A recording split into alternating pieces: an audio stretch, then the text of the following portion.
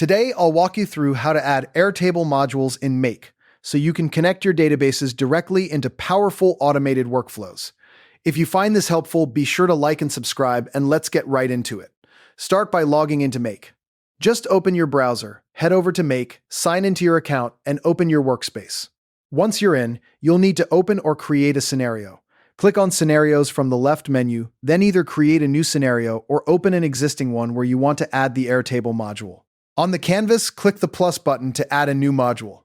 This opens the app selection window where you can search for the service you want to connect. Type Airtable into the search bar, and when it appears, click on the Airtable app. Now you get to choose your module based on what you want to do. If you need to trigger a workflow when something changes, pick Watch Records. To add new data, choose Create a Record. Need to update existing entries? Go with Update a Record. For pulling information, use Get a Record or Search Records. And to remove data, select Delete a Record. Each module serves a different purpose, so pick the one that fits your task. Next, you'll need to connect Airtable to Make. Click Add Connection. Choose whether you want to use OAuth or a personal access token. Then sign into your Airtable account and allow the necessary permissions. Once connected, select the correct Airtable base, which is essentially your database file. This could be something like a CRM, a content tracker, or a project board. Then choose the specific table inside that base, such as leads, tasks, or customers. Now configure the module based on the one you chose.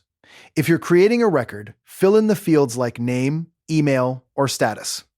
For watch records, select the view you want to monitor and choose your trigger type, either created time or last modified time. If you're updating a record, you'll need to select the record ID and map the fields you want to update. Speaking of mapping, if you have data coming from previous modules, you can pull that information directly into your Airtable fields. For example, a form submission can map to a contact field, or an email can map to a pipeline stage. Once everything is set, click OK or Save. Your Airtable module is now added to your scenario. Before you rely on it, test it by clicking Run once. Check whether data was created, updated, or retrieved correctly. Then open your Airtable base and confirm the changes appear as expected. If something went wrong, double-check that you selected the correct base and table, that your field mapping is accurate, and that your connection is still valid. Finally, once everything works, turn on your scenario by enabling scheduling.